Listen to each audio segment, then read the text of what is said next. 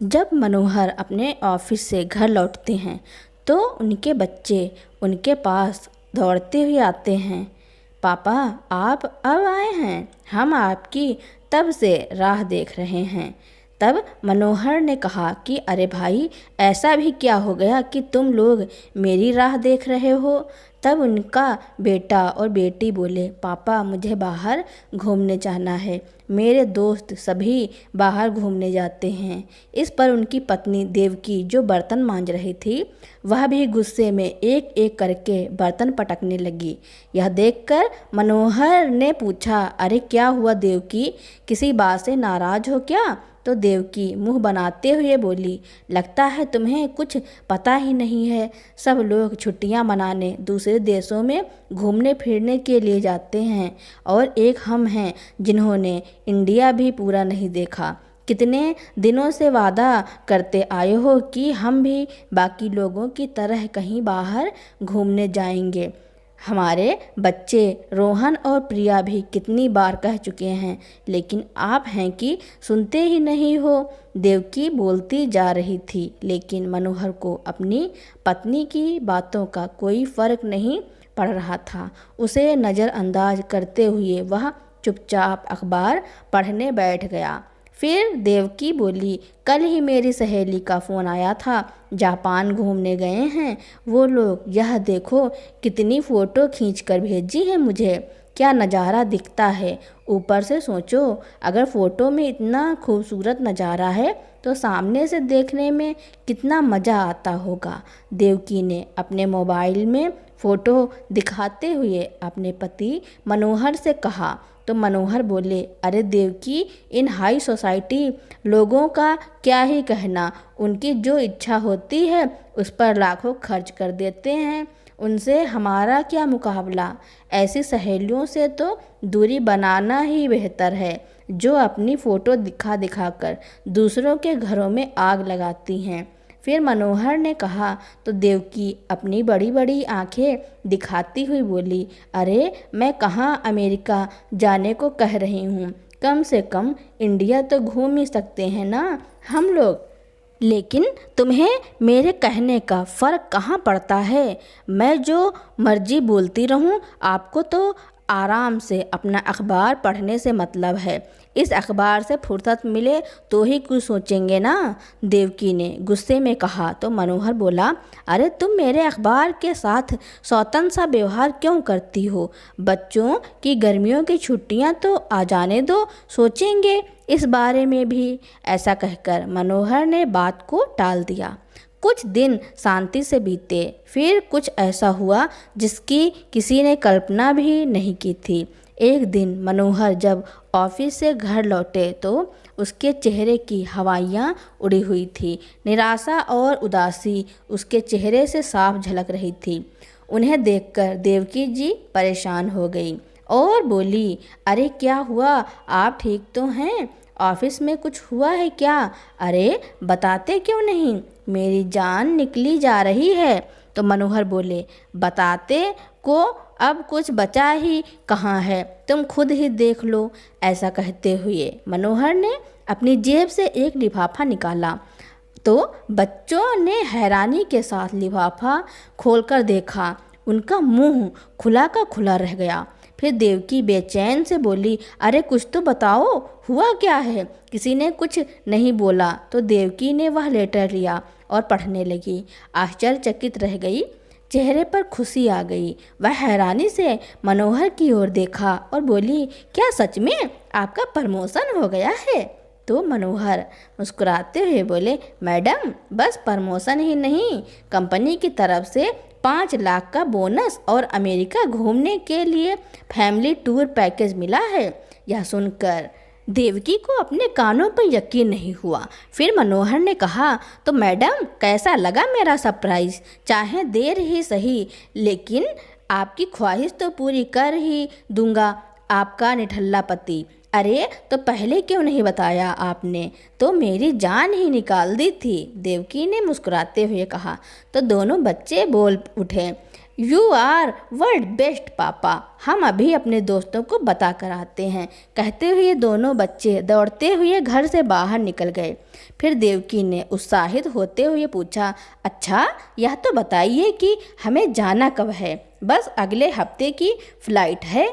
इसका मतलब तैयारी के लिए सिर्फ 7 दिन है हमारे पास। सोचते हुए देवकी रसोई घर में खाना बनाने चली गई। रात के डिनर के समय भी विदेश घूमने की ही बात चल रही थी। तभी मनोहर बोले, मैं कल बैंक से पैसे निकलवा कर ले आऊँगा।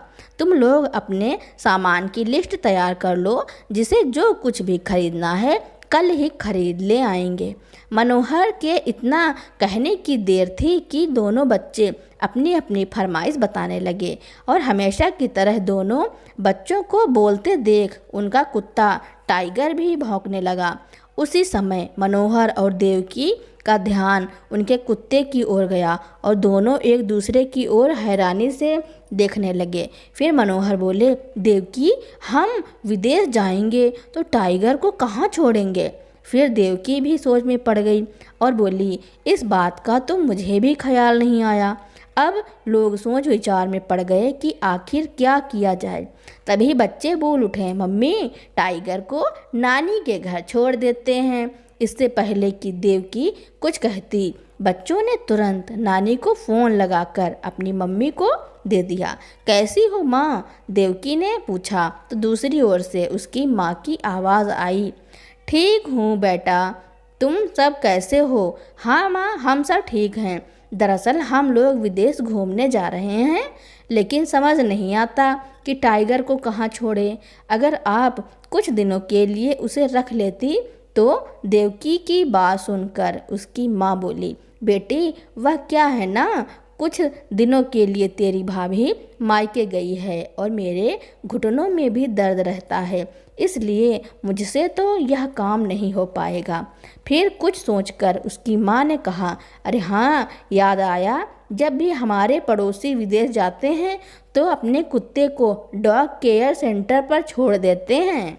तुम लोग पता करो ना। ठीक है माँ, कोई बात नहीं। ऐसा कहकर देवकी ने बुझे मन से फ़ोन रख दिया। अगले दिन मनोहर ने आसपास के डॉग केयर सेंटर पर जाकर पता किया, लेकिन निराश होकर घर लौटे। अरे मनोहर, टाइगर को कहीं छोड़ने का इंतजाम हुआ या नहीं? देवकी ने पूछा तो मनोहर बोले, नहीं देवकी, डॉग केयर सेंटर में तो कम से कम 20,000 एक दिन के लगेंगे। अरे बाप रे, इतने पैसे? देवकी ने हैरानी से पूछा तो मनोहर बोले, और नहीं तो क्या, ऊपर से हम इतने दिनों के लिए बाहर जाएंगे तो घर की सिक्योरिटी के लिए भी कोई गार्ड चाहिए होगा, वह भी कम से कम एक दिन के 5,000 लेगा और एक महीने के हिसाब से तो बहुत खर्चा पड़ जाएगा। यह बात सुनकर देवकी और दोनों बच्चे भी परेशान हो गए। फिर मनोहर बोले, अगर कोई इंतजाम ना हुआ तो हमें विदेश जाने का प्रोग्राम कैंसिल करना पड़ेगा। यह सुनते ही उनका बेटा रोहन बोला, मुझे पता था पापा ऐसा ही करेंगे, मैं आपसे कभी बात नहीं करूँगा। ऐसा कहकर वह नाराज़ होकर अपने कमरे में चला गया। फिर देवकी बोली, क्यों ना गांव से आपकी माँ को बुला लिया जाए। तभी मनोहर बोले, यह तुम कैसी बातें कर रही हो? माँ यहाँ आकर कैसे रह सकती है, वह भी अकेली? तो देवकी ने कहा, अरे एक बार सोचो तो सही, आपकी माँ यहाँ आ जाएगी तो ना तो घर की सिक्योरिटी के लिए गार्ड की ज़रूरत पड़ेगी और ना ही टाइगर की देखभाल के लिए हमें कोई एक्स्ट्रा खर्चा करना पड़ेगा। लगे हाथ घर में रखे पौधों को भी पानी दे दिया करेंगी। देवकी की बात सुनकर मनोहर बोले, अच्छा लेकिन देवकी, तुम्हें तो मेरी माँ फूटी आँख नहीं सुहाती थी, जिस कारण आज तक हमने उन्हें यहाँ बुलाया तक नहीं। हम यहाँ ऐशो आराम की ज़िंदगी जीते हैं और वह बेचारी अकेली गांव में रहती हैं, और आज जब हमें ज़रूरत पड़ी तब हम उनको यहाँ बुला लें, यह तो अच्छी बात नहीं है ना। तो देवकी बोली, वो सब मैं नहीं जानती, वैसे भी हम थोड़ी ना उन्हें बताने वाले हैं कि हम उन्हें अपने घर और टाइगर की रखवाली के लिए बुला रहे हैं। तुम बस अपनी माँ को फ़ोन लगाओ, मैं सब संभाल लूँगी। कहते हुए देवकी ने मनोहर के हाथ में फ़ोन दे दिया। हेलो, प्रणाम माँ, कैसी हो? बहुत अच्छी हूँ बेटा, अभी बैठे बैठे तुम सबको याद कर रही थी, रामकली जी ने कहा। तो मनोहर बोला, अच्छा माँ, इतनी याद आ रही थी तो कुछ दिनों के लिए यहाँ चली आती। तो रामकली जी बोली, अरे नहीं बेटा, तुम ही देवकी और बच्चों को लेकर किसी दिन मुझसे मिलने आ जाओ, मेरा आना तो संभव नहीं है। तभी मनोहर के हाथ से फ़ोन लेते हुए देवकी बोली, अरे माँ जी, सारा प्यार आप उन गांव वालों पर लुटा दोगी तो हमारे लिए क्या बचेगा? आपके पोता पोती को भी आपके प्यार की ज़रूरत है।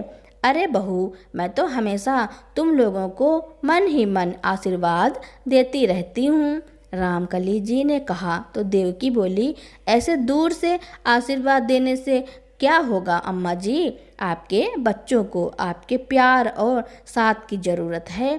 कल आपके पोता पोती भी आपको बहुत याद कर रहे थे। रोहन तो आपको याद करते हुए रोने ही लगा। अब बच्चे जिद पकड़कर बैठे हैं कि उन्हें अपनी छुट्टी दादी के साथ ही बितानी है, इसलिए मैं तो कहती हूँ आज ही अपने कपड़े पैक कीजिए और ट्रेन पकड़कर यहाँ चली आइए। इतने सालों बाद बहू ने इतने हक से बात की और इतने प्यार से अपने घर बुलाया। यह देखकर तो रामकली जी मन ही मन फूली नहीं समा रही थी। वे खुद को रोक ना पाईं और बड़ी खुशी से बेटा बहू के घर जाने की तैयारी करने लगीं। करीब 2 वर्ष पहले रामकली जी के पति का देहांत हुआ था। जब वे जीवित थे तो पूरे गांव में उनका बहुत मान सम्मान हुआ करता था। यूँ तो सरल स्वभाव की रामकली जी पति के जाने के बाद गांव में अपने घर में अकेली रहती थी, लेकिन गांव के सभी लोग उनका पूरा ख्याल रखते थे। यहाँ तक कि गांव के बच्चे भी उन्हें अकेला नहीं छोड़ते थे। अक्सर उनके पास आकर सब बच्चे कहानी सुना करते थे। गांव में किसी को कोई भी दुख तकलीफ होती तो रामकली जी हमेशा उनकी मदद करने को तैयार रहती और इसी कारण गांव के हर व्यक्ति के दिल में उनके लिए प्यार और सम्मान था। उनके पति की पेंशन आती थी जो महीने भर का खर्चा निकालने के लिए काफ़ी होती थी। बेटे बहू के घर जाने के लिए रामकली जी ने बड़ी खुशी से नमक पारे मिठाई बना ली। अपनी मदद के लिए उन्होंने पड़ोसन को भी बुला लिया। अगले दिन अपने घर की जिम्मेदारी गांव के लोगों को सौंपकर रामकली जी ट्रेन में बैठ गईं और लगभग 2 घंटे के सफ़र के बाद बेटे के घर पहुंच गईं। स्टेशन पर पहुंची तो देखा उनके बेटा बहू और पोता पोती बेसब्री से उनका इंतज़ार कर रहे थे। वे ट्रेन से उतरी और बेटा बहू ने पांव छूकर उनसे आशीर्वाद लिया तो दोनों बच्चे भी दौड़ते हुए आए और दादी दादी कहते हुए उनसे लिपट गए। अपने बच्चों का प्यार और अपनापन देखकर रामकली जी तो बस उन्हें आशीर्वाद ही देती जा रही थी। सब लोग गाड़ी से घर पहुँचे और घर का दरवाज़ा खोला तो अपने सामने किसी अनजान व्यक्ति को देखकर टाइगर उन पर भौंकने लगा, लेकिन रामकली जी ने उसे बड़े प्यार से सहलाया तो वह बिल्कुल शांत हो गया।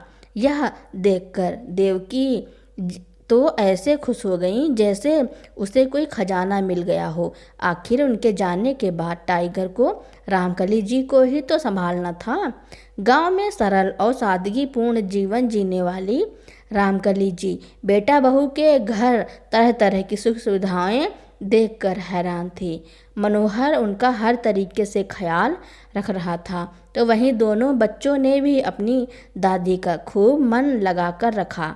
3-4 दिन ऐसे ही चला। फिर एक दिन देवकी रामकली जी को घर का सारा काम समझाने लगी। टाइगर को खाने में क्या पसंद है, उसका खाना कहाँ रखा है, घर का राशन का सामान कहाँ है, वगैरह वगैरह। फिर बोली, और हाँ माँ जी, सुबह शाम टाइगर को पार्क में सैर करवाने भी ले जाना।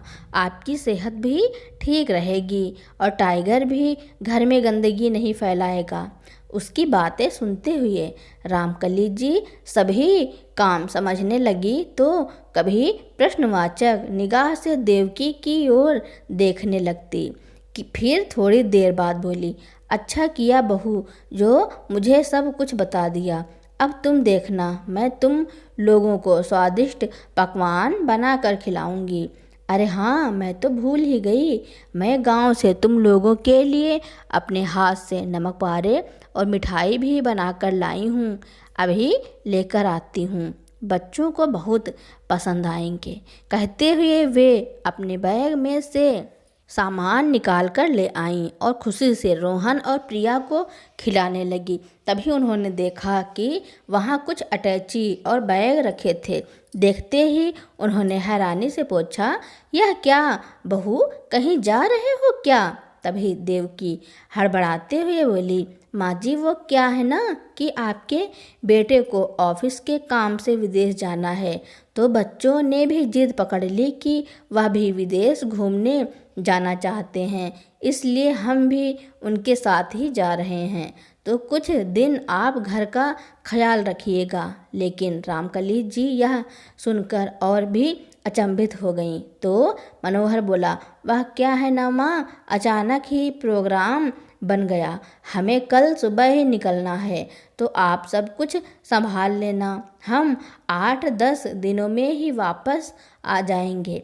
ऐसा कहकर सब लोग अपनी अपनी तैयारी में लग गए और अगली सुबह रामकली जी को टाइगर के साथ छोड़कर वे सब लोग एयरपोर्ट के लिए निकल गए। यह देखकर रामकली जी को अच्छा तो नहीं लगा, लेकिन कुछ ही दिनों की बात है, यह सोचकर उन्होंने अपने मन को समझा लिया। सुबह नहा धोकर उन्होंने टाइगर को भी बड़े प्यार से नहलाया। देवकी के बताए अनुसार उन्होंने टाइगर का खाना उसके बर्तन में डाल दिया और फिर अपने खाने की थाली भी वहीं लेकर बैठ गईं। लेकिन टाइगर खाना खाने को तैयार ही नहीं था। शायद सभी लोगों के चले जाने के कारण उदास हो गया था। तो रामकली जी ने उसे प्यार से सहलाया और अपनी थाली में से एक रोटी का टुकड़ा उसके मुंह में डाला, तो टाइगर भी अपनी उदासी भूलकर खुशी से उनके साथ खाना खाने लगा। अब तो हर बार रामकली जी उसे अपनी थाली से ही खाना खिला देती और वह बड़े शौक से उनके साथ बैठकर खाना खाता। रामकली जी का किसी से बात करने का दिल करता तो टाइगर से ही हंस बोल लेती। धीरे धीरे उन दोनों की अच्छी दोस्ती हो गई। वे हर रोज़ सुबह शाम टाइगर को पार्क घुमाने ले जाती, तो वहीं आस पड़ोस वालों से भी उनकी जान पहचान होने लगी। बच्चों के साथ हंसना बोलना उन्हें बहुत पसंद था। पड़ोस के सभी बच्चे उन्हें दादी दादी कहकर पुकारते, तो उन्हें भी अच्छा लगता। अक्सर बच्चे उनके घर पर आ जाते, तो कभी लूडो कैरम खेलते, तो कभी दादी से कहानी सुनने लगते। कभी रामकली जी काम में व्यस्त होती, तो बच्चे टाइगर के साथ खेलने लगते। रामकली जी जो मिठाई अपने पोता पोती के लिए लेकर आई थी, वही उन बच्चों को देती, तो सभी बड़े ही चाव से खाते। इन सब बातों में दिन कब निकल जाता उन्हें पता ही नहीं लगता। एक रात जब वे बिस्तर पर सोने गई, तो उन्हें किसी बच्चे के रोने की आवाज़ सुनाई दी। काफ़ी देर हो गई थी, लेकिन वह बच्चा रोता ही जा रहा था। वह बाहर निकली तो देखा कि बच्चे के मम्मी पापा घर के आंगन में उसे लेकर घूम रहे थे और बहलाकर चुप करवाने की कोशिश कर रहे थे, लेकिन बच्चा किसी भी प्रकार से शांत नहीं हो रहा था। वे दोनों बहुत परेशान हो गए। देखिए ना अम्मा जी, न जाने क्या हुआ है, बस रोता ही जा रहा है। बच्चे की माँ ने रामकली जी से कहा तो रामकली जी उसे तुरंत अंदर लेकर आईं और उसकी नाभि और पेट पर हींग लगाने लगी। थोड़ी ही देर में बच्चा बिल्कुल चुप हो गया और रामकली जी उसके साथ उसकी भाषा में बोलने लगी तो वह खिलखिलाने लगा। बच्चे के मम्मी पापा यह देखकर हैरान रह गए। अरे अम्मा जी, आप तो कमाल की जादूगर हैं। आपके हाथ में आते ही बच्चा हंसने लगा। कहते हुए वे दोनों तो रामकली जी का धन्यवाद करते नहीं थक रहे थे। अरे बहू, छोटे बच्चों को कभी कभी गैस बन जाती है जिस कारण वह रोने लगते हैं और हम परेशान हो जाते हैं कि क्या हो गया।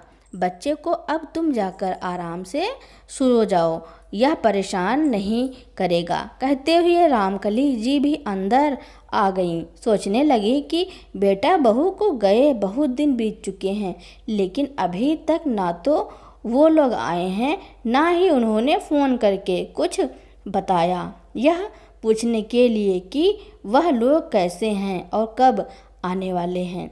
रामकली जी ने अपने बेटे को फ़ोन लगाया, लेकिन फ़ोन लग नहीं रहा था। न जाने बच्चे कब आएंगे, मुझे तो कुछ दिन का कह कर गए थे। सोचते हुए रामकली जी बिस्तर पर जाकर लेट गईं। एक सुबह जब रामकली जी टाइगर को पार्क लेकर गईं तो वहीं देवकी की सहेली मालती भी पार्क में आई हुई थी। टाइगर के साथ किसी अनजान बूढ़ी औरत को देखकर वो हैरान हुई तो किसी पड़ोसन ने उसे बताया कि ये देवकी की सासू माँ हैं जो गांव से आई हैं। तो मालती उनसे मिलने आ गई। प्रणाम आंटी जी, मैं देवकी की सहेली हूँ, यहीं पास में रहती हूँ, मालती ने कहा। तो रामकली जी ने मुस्कुराते हुए उसे आशीर्वाद दिया। तो मालती बोली, यह आपने बहुत अच्छा किया आंटी जो यहाँ आ गई, नहीं तो मेरी सहेली देवकी का विदेश घूमने का सपना तो सपना ही रह जाता। तो रामकली जी हैरानी से बोली, मैं कुछ समझी नहीं बेटा। फिर मालती ने कहा, अच्छा वह सब छोड़िए आंटी जी, यह बताइए वे लोग यहाँ वापस किस दिन आ रहे हैं। यह तो मुझे मालूम नहीं बेटी, मुझे तो उन्होंने बताया था कि 8 से 10 दिन के भीतर आ जाएंगे, लेकिन 2 सप्ताह होने को आए हैं। तो मालती ने कहा, नहीं आंटी जी, मुझे तो देवकी ने यही बताया था कि कम से कम 1 महीना तो लग ही जाएगा। तो रामकली जी मालती से बोली, 1 महीना? लेकिन मुझे तो उन्होंने कहा था कि जल्दी आ जाएंगे। नहीं आंटी जी, आपको कोई गलतफहमी हुई है। अच्छा मैं चलती हूँ। इतना कहकर मालती तो वहाँ से चली गई, लेकिन रामकली जी सोच विचार में पड़ गईं। टाइगर को लेकर वह घर वापस लौटने लगी। तभी देखा कि मोहल्ले में शोर शराबा हो रहा था। वे जल्दी से वहां गईं और कारण पूछने पर पता चला कि उसी मोहल्ले में रहने वाले रामदयाल के घर में चोरी हो गई है। अगले हफ्ते उसकी बेटी की शादी थी और सारे गहने चोर चुरा कर ले गए। यह सुनकर रामकली जी को बहुत दुख हुआ। परिवार के लोग बेचारे कितने परेशान हो गए। इसी सोच में डूबी रामकली जी टाइगर को लेकर अपने घर वापस आ गईं। घर पहुंची तभी फ़ोन की बेल बजी। रामकली जी ने फ़ोन उठाया तो उनके बेटे मनोहर की आवाज़ थी। प्रणाम माँ, सब कुछ ठीक तो है ना? वहाँ टाइगर ने ज़्यादा तंग तो नहीं किया? तो रामकली जी बोली, हाँ बेटा, वैसे तो सब कुछ ठीक है। हम दोनों एक दूसरे का खूब अच्छे से ध्यान रखते हैं। टाइगर तो दिन भर पूरे घर में उछलता कूदता रहता है, लेकिन तुमने बहुत दिन लगा दिए वापस आने में। तो मनोहर ने कहा, हाँ माँ, ऑफिस का काम कुछ ज़्यादा ही था, इसलिए कुछ दिन और लग जाएंगे, आप वहाँ संभाल लेना। कहते हुए मनोहर ने फ़ोन रख दिया। तो पीछे से देवकी ने कहा, क्या कहा तुम्हारी माँ ने? सब ठीक तो है ना? हाँ देवकी, सब ठीक है, तुम्हारा घर भी सही सलामत है और टाइगर भी। तो देवकी खुशी से बोली, देखा माँ जी को घर में बुलाने का मेरा आइडिया काम कर गया ना। और एक पंथ के दो काज हो गए। टाइगर को भी केयरटेकर मिल गई और हमारे मकान की रखवाली भी हो गई। अब हम निश्चिंत होकर कुछ दिन और यहाँ आराम से घूम सकते हैं। हाँ देवकी, आइडिया तो तुमने बिल्कुल सही दिया था। नहीं तो घर की सिक्योरिटी का खर्चा और टाइगर को डॉग केयर सेंटर में रखने का खर्चा कुल मिलाकर 2 लाख रुपए हो जाता, मनोहर ने कहा। फिर देवकी बोली, अब मेरी एक बात और मान लो। अपनी माँ से कहो कि बाबूजी की बीमा की रकम हमारे हाथ में रख दे। वैसे भी उन्हें उन पैसों का करना ही क्या है, हर महीने बाबूजी की पेंशन आती तो है, इससे ज़्यादा पैसे वह क्या करेंगी। अरे देवकी, तुमने तो मेरे मुंह की बात छीन ली। मैं भी इसी बारे में ही सोच रहा था। लेकिन मनोहर, तुम्हारी माँ पैसे तो दे देगी ना? देवकी ने पूछा। तो मनोहर बोला, अरे देगी क्यों नहीं, मैं कह दूंगा कि मुझे ज़रूरत है। और फिर मेरे प्रमोशन की बात हमने उन्हें बताई ही कहाँ है। उन्हें तो बस इतना ही पता है कि हम ऑफिस के काम से विदेश आए हैं, घूमने फिरने नहीं। मनोहर को लग रहा था कि उसने फ़ोन कट कर दिया, जबकि फ़ोन अब भी चल रहा था और मनोहर और देवकी की सारी बातें रामकली जी सुन रही थी। बेटे और बहू के विचार जानकर उनके पैरों तले जमीन खिसक गई। वो यकीन नहीं कर पा रही थी कि उनकी अपनी औलाद भी इतना नीचे गिर सकती है, केवल अपने स्वार्थ के लिए। फिर खुद से ही बोल उठी, इस कलयुग में लालच और स्वार्थ माँ की ममता और प्रेम पर भारी पड़ने लगता है। लेकिन मेरा मनोहर तो कभी ऐसा नहीं था। सोचते सोचते उनकी आंखों से आंसू बहने लगे। तभी उन्हें बाहर से कुछ आवाज़ सुनाई दिया और एम्बुलेंस की आवाज़ आने लगी। लेकिन उनके मन में विचारों की हलचल इतनी ज़्यादा थी कि बाहर की हलचल और शोर का उन पर कोई असर नहीं हो रहा था। काफ़ी देर वह यूं ही गुमसुम सी बैठी हुई आंसू बहाती रही। न भूख लगी न प्यास। मनोहर के बचपन से लेकर आज तक की सारी यादें उनके दिमाग में घूमती जा रही थी। फिर अचानक उनका ध्यान टाइगर की ओर गया, जो भूख के कारण पूंछ हिलाता हुआ उनके इर्द गिर्द घूम रहा था। जल्दी से रामकली जी ने अपने आंसू पोंछे और टाइगर के लिए खाना ले आईं। लेकिन टाइगर हमेशा रामकली जी के खाने के बाद ही खाना खाता था, इसलिए न चाहते हुए भी रामकली जी को खाने के 2 निवाले खाने पड़े। शाम के समय जब रामकली जी बाहर निकली तो पता चला कि रामदयाल जी, जिसके घर में चोरी हुई थी, उसने आत्महत्या करने की कोशिश की। यह सुनकर रामकली जी की हैरानी का ठिकाना न रहा।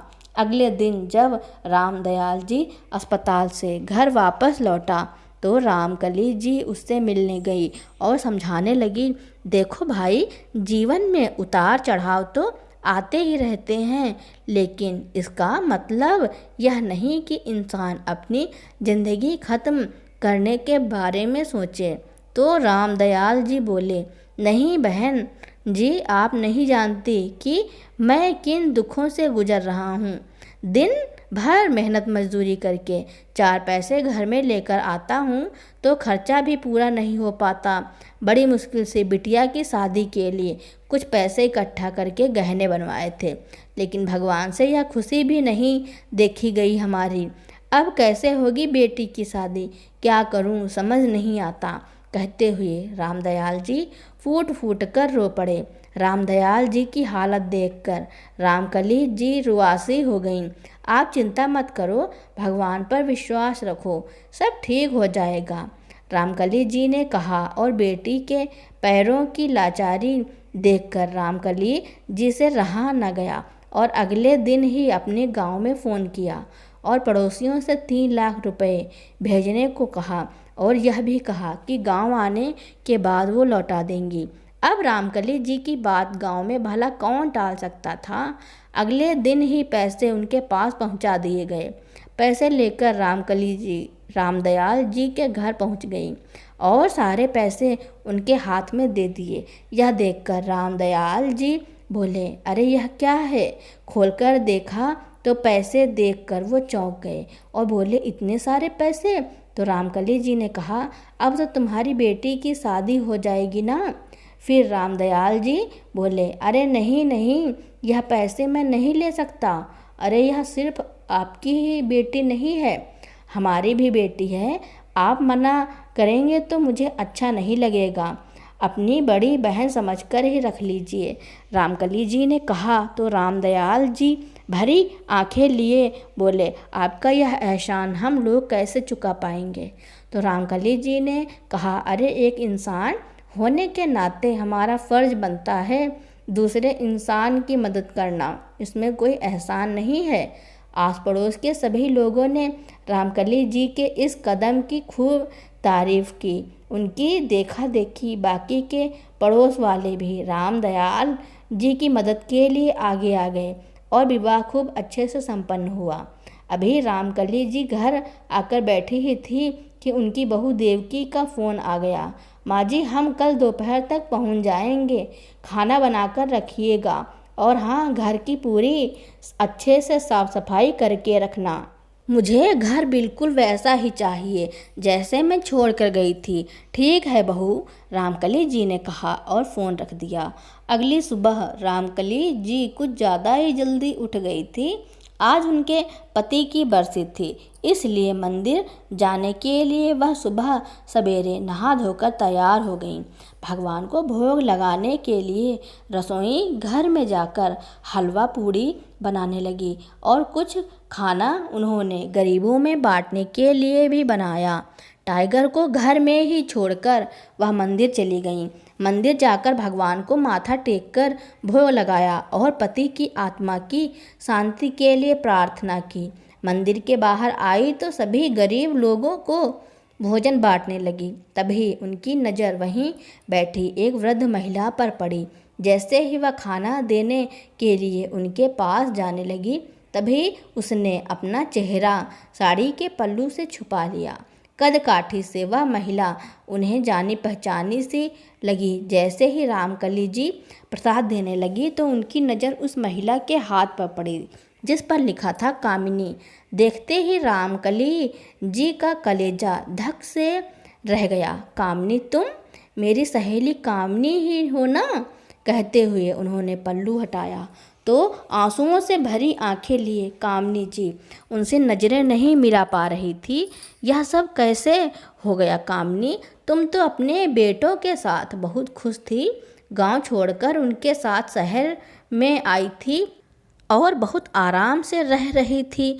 तो कामिनी जी रोते हुए बोली, क्या बताऊं रामकली, दोनों बेटों की बड़ी शहर में अच्छी नौकरी लग गई थी तो हम स्वयं को धन्य समझने लगे थे। फिर दोनों बेटे और बहुएं हमें अपने साथ यहीं लेकर आ गए। हम लोग भी उनके साथ खुश पूर्वक जीवन बिता रहे थे। 3 महीने बड़े बेटे के घर पर रहते थे, 3 महीने छोटे बेटे के घर। कुछ ही महीने पहले पति का देहांत हो गया तो बेटों ने गांव वाला मकान बेचने की जिद पकड़ ली। सब गांव वालों ने कितना रोका था मुझे कि अपने जीते जी अपने हाथ काट कर बच्चों को मत दो, लेकिन मैं ही नहीं मानी। सोचा था कि जब बुढ़ापा बच्चों के साथ ही गुजारना है तो बच्चों की बात मानने में क्या हर्ज है। लेकिन अपना हिस्सा लेने के बाद बड़ा बेटा तो अपनी बीवी बच्चों के साथ विदेश चला गया तो छोटे बेटे बहू ने भी मेरी जिम्मेदारी लेने से इनकार कर दिया। मेरे एक गलत फैसले का नतीजा यह हुआ कि इस उम्र में दर दर की ठोकरें खाने को मजबूर हो गई हूँ। 2 बेटे होते हुए भी मेरा अपना कोई नहीं है। सोच रही हूँ किसी वृद्धा आश्रम में चली जाऊँ। कहते हुए कामिनी जी फूट फूट कर रोने लगी। रामकली जी ने उनके आंसू पोंछे और कहा, अरे वृद्धाश्रम क्यों, तुम मेरे साथ चलो। रामकली जी अपनी सहेली को घर लेकर आईं। कामिनी, मैं नाश्ता बनाती हूँ, तब तक तुम हाथ मुँह धोकर आ जाओ और यह मिठाई खाओ, मैंने अपने हाथों से बनाई है। बच्चों के लिए लेकर आई थी लेकिन उनके पास तो समय ही नहीं था मिठाई खाने के लिए। विदेश जो जाना था कहते हुए रामकली जी की आंखें भर आईं और नाश्ता बनाने रसोई घर में चली गईं। बातचीत करते हुए दोनों सहेलियों ने नाश्ता किया। उसी समय दरवाजे की बेल बजी। रामकली जी ने दरवाज़ा खोला तो सामने देवकी और मनोहर खड़े थे, लेकिन अपने घर में किसी अजनबी को देखकर देवकी प्रश्नवाचक निगाह से रामकली जी की ओर देखने लगी। तो रामकली जी बोली, बहू यह मेरी सहेली है, बेचारी बहुत परेशान थी, दुखी थी, इसलिए मैं अपने साथ। रामकली जी अपनी बात पूरी करती उससे पहले ही देवकी चिल्ला पड़ी, हाँ हाँ, हमने तो यहाँ धर्मशाला खोल रखी है ना, जो किसी को भी घर के अंदर लेकर आ गई। और वैसे कितने दिनों से चल रहा है यह समाज सेवा। तुम क्या कह रही हो बहू? रामकली जी हैरानी से बोली। तो मनोहर ने कहा, माँ ठीक तो कह रही है देवकी, यह हमारा घर है, कोई वृद्धाश्रम नहीं।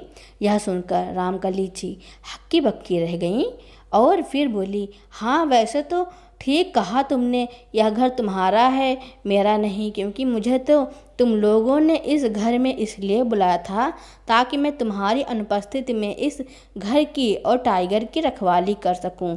एक चौकीदार से ज़्यादा हैसियत कहाँ है मेरी? फिर मैं किस हक से अपनी सहेली को यहाँ लेकर आ गई? अब इस घर के मालिक घर वापस लौट चुके हैं, तो इस चौकीदार का क्या काम तुम्हारे घर में? शायद हम जैसे लोगों के लिए कोई जगह नहीं है, लेकिन मेरे गांव में और गांव वालों के दिल में बहुत जगह है। शाम की ट्रेन से अपनी सहेली को लेकर अपने गांव वापस लौट जाऊंगी। कहते हुए रामकली जी की आंखों से आंसू बहने लगे। तो रोहन और प्रिया दादी के आकर लिपट गए और रोते हुए बोले, नहीं दादी, आप हमें छोड़कर नहीं जाएंगी।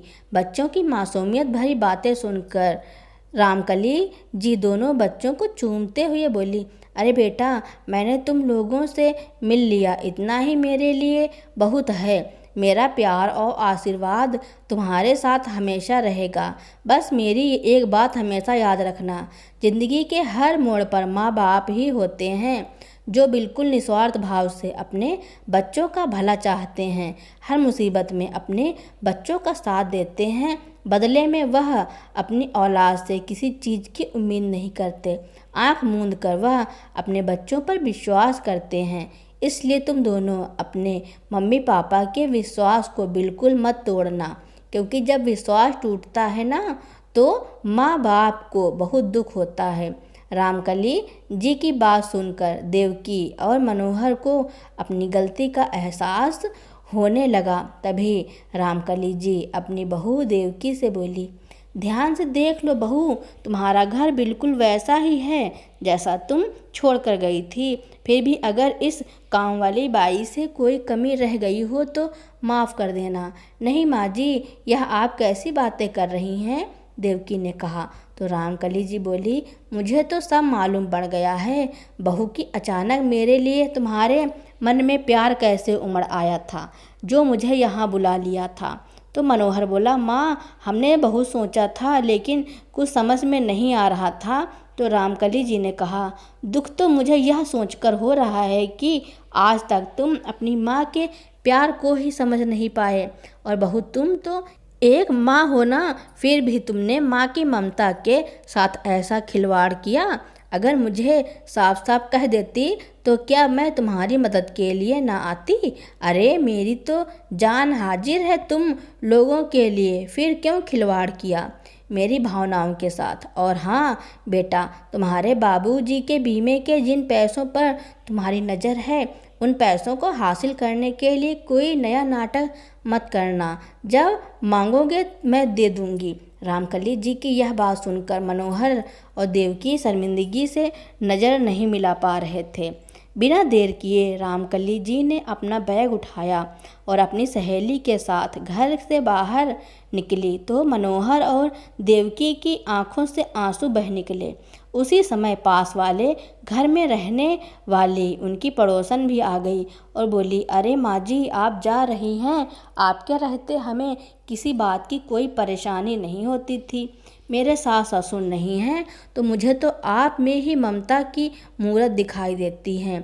अब आप भी चली जाएंगी सामने से आते हुए। रामदयाल जी ने उन्हें देखा तो वह भी उनके पास चले आए और बोले, आपने हम पर जो उपकार किया है वह हम जिंदगी भर नहीं भूलेंगे। कहते हुए रामकली जी के चरण छूने लगे तो रामकली जी मुस्कुराते हुए बोली, अरे नहीं, मैंने कोई उपकार नहीं किया। मैं तो समझती हूँ आपने अपनी सेवा का मौका देकर मुझ पर उपकार किया। उसी समय रोहन और प्रिया के साथ मोहल्ले के सारे बच्चे भी इकट्ठे हो गए और सभी एक स्वर में बोले, दादी मत जाइए ना। सब लोगों का इतना प्यार देखकर रामकली जी की आंखें आंसुओं से भर आईं। तभी देवकी और मनोहर उनके सामने भरी आंखें लिए हाथ जोड़कर खड़े हो गए। मनोहर बोला, माँ जी हमें माफ़ कर दीजिए।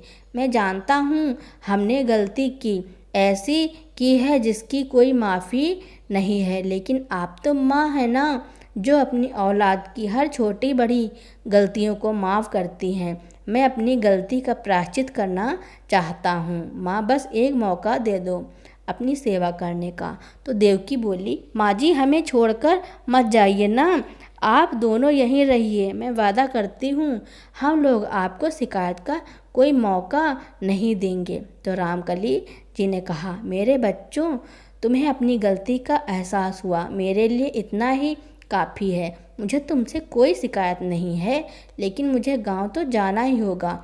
वहाँ मेरा अपना घर है जहाँ रहकर मुझे सुकून मिलता है। हम दोनों बहनें वहाँ खुशी से अपना बाकी का जीवन बिता लेंगी। रामकली जी ने सभी बच्चों के सिर पर प्यार भरा हाथ रखा और सब लोगों को खूब आशीर्वाद दिए। जैसे ही वह ऑटो में बैठने लगी तभी उन्हें एहसास हुआ कि कोई पीछे से उन्हें रोक रहा है।